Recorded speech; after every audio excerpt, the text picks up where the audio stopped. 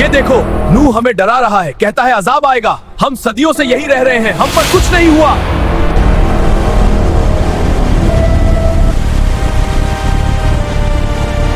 इंसानी तारीख का एक ऐसा दौर भी गुजरा है जब जमीन पर अल्लाह की तौहीद का नूर मद्धम पड़ चुका था।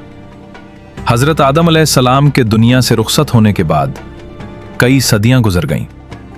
शुरू में लोग एक अल्लाह की इबादत करते थे, लेकिन फिर शैतान ने इंसान को उसके सबसे बड़े दुश्मन शिर्क के जाल में फंसा दिया। रिवायात में आता है कि इस कौम में 5 नेक और साले बुजुर्ग थे, विद, सवा, यगूस, याऊक और नस्र। जब ये बुजुर्ग वफात पा गए तो कौम को बहुत दुख हुआ। शैतान ने एक हमदर्द की शक्ल में आकर मशवरा दिया कि इन नेक लोगों की याद ताज़ा रखने के लिए उनके मुजस्समे बना लो ताकि इबादत में दिल लगे। लोगों ने ऐसा ही किया। वक्त गुजरता गया, नस्लें बदलती गईं। आने वाली नस्लें ये भूल गईं कि ये मुजस्समे सिर्फ यादगार के लिए थे। उन्होंने इन पत्थरों को ही खुदा मान लिया और उनके आगे सजदारेज हो गए। दुनिया कुफ्र और गुमराही के अंधेरों में डूब गई। ताकतवर कमजोरों पर जुल्म करता था और अमीर गरीबों को हिकारत की नजर से देखता था। ऐसे तारीक माहौल में अल्लाह ताला ने अपनी रहमत से इंसानियत की रहनुमाई का फैसला किया और हजरत नूह अलैहिस्सलाम को नबूवत का ताज पहनाकर भेजा। बेशक हमने नूह अलैहिस्सलाम को उनकी कौम की तरफ भेजा और हुक्म दिया कि अपनी कौम को डराओ, इससे पहले कि उन पर दर्दनाक अजाब आ जाए। हजरत नूह अलैहिस्सलाम ने अपनी कौम को पुकारा। आपने फरमाया, ए मेरी कौम, अल्लाह की इबादत करो, उसके सिवा तुम्हारा कोई अला नहीं। मैं डरता हूं कि अगर तुम ना माने तो तुम पर एक बड़े दिन का अजाब आएगा। लेकिन कौम का जवाब इंतहाई तकब्बुर वाला था। कौम के सरदारों ने कहा, ए नूह, हम तुम्हें अपने जैसा ही एक आम इंसान देखते हैं और तुम्हारे मानने वाले सिर्फ वो लोग हैं जो हमारे मुआशरे के गरीब और कमजोर तबके से हैं। हम तो तुम्हें झूठा समझते हैं। हम ताकतवर हैं, हमारे पास दौलत है, ये गरीब नबी हमें क्या सिखाएगा? हम अपने माबूद नहीं छोड़ेंगे। हजरत नूह का इम्तिहान कोई छोटा इम्तिहान नहीं था। कुरान मजीद गवाही देता है कि उन्होंने 950 साल तक तबलीग की। जरा सोचिए, 9 सदियां। आपने उन्हें रात के अंधेरों में समझाया, दिन की रोशनी में पुकारा, कभी खुफिया तौर पर बात की और कभी ऐलानिया दावत दी। लेकिन कौम की हट धर्मी का ये आलम था कि जब हजरत नूह उन्हें अल्लाह की तरफ बुलाते तो वो अपनी उंगलियों को कानों में ठूंस लेते, अपने ऊपर कपड़े लपेट लेते ताकि ना उनकी आवाज सुन सकें और ना उनका चेहरा देख सकें। वो आपका मजाक उड़ाते, आप पर आवाजें कुसते और बाज रिवायात के मुताबिक आपको इतना मारते कि आप बेहोश हो जाते। लेकिन होश में आते ही आप फिर अपनी कौम के लिए दुआ करते और उन्हें समझाते। जब सदियां गुजर गईं और कौम की अगली नस्लें भी अपने बाप दादा से ज्यादा सरकश साबित हुईं, तो हजरत नूह अलैहिस्सलाम का पैमाना सब्र लबरेज हो गया। अल्लाह की तरफ से वही आई कि ए नूह, अब तुम्हारी कौम में से कोई ईमान नहीं लाएगा सिवाय उनके जो ला चुके हैं। इस मौके पर हजरत नूह ने वो तारीखी दुआ की जिसने जमीन और आसमान को हिला दिया। ए मेरे रब, जमीन पर बसने वाले काफिरों में से किसी को जिंदा न छोड़। अल्लाह ने दुआ कबूल की और हुक्म दिया, हमारी आंखों के सामने और हमारी वही के मुताबिक एक कश्ती तैयार करो। हजरत नूह अलैहिस्सलाम ने शहर से दूर एक सहरा में कश्ती बनाना शुरू की। ये कोई मामूली कश्ती नहीं थी, ये एक बहुत बड़ा जहाज था।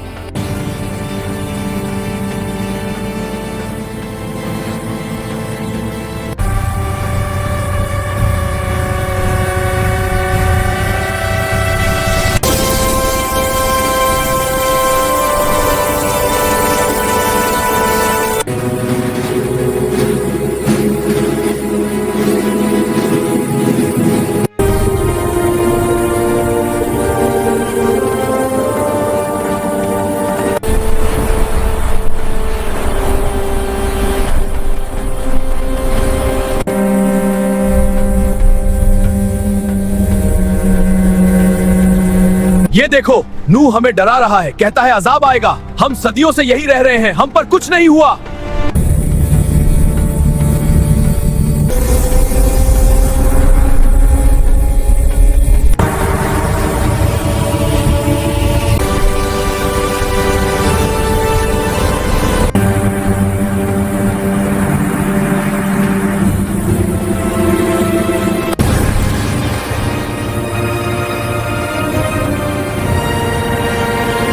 लोग वहां से गुजरते तो कहकहे लगाते। वो कहते, ए नूह, कल तक तुम नबी होने का दावा करते थे, आज बड़ई बन गए हो। अरे यहां तो दूर दूर तक पानी नहीं, ये कश्ती क्या रेत पर चलाओगे? हजरत नूह सब्र से जवाब देते, आज तुम हम पर हंसते हो, कल एक ऐसा वक्त आएगा जब हम तुम पर हंसेंगे। सालों की मेहनत के बाद कश्ती तैयार हो गई। इसके 3 हिस्से थे। अल्लाह का हुक्म हुआ कि हर जानवर और परिंदे का एक एक जोड़ा, नर और मादा, कश्ती में सवार कर लो और अपने घर वालों और ईमान लाने वालों को भी बिठा लो, जो कि बहुत थोड़े थे। फिर वो वक्त आ पहुंचा जिसका वादा था। तूफान की शुरुआत बारिश से नहीं हुई, बल्कि जमीन से हुई। अल्लाह फरमाता है कि तन्नूर उबल पड़ा, जमीन ने अपना पानी उगलना शुरू कर दिया। फिर आसमान के दरवाजे खोल दिए गए। ऐसी मूसलाधार बारिश इंसानी तारीख ने पहले कभी नहीं देखी थी। ऊपर से गिरता पानी और नीचे से उबलता पानी आपस में मिल गए। सतह समंदर बुलंद होती गई। पानी बस्तियों, घरों और दरख्तों को निगल गया।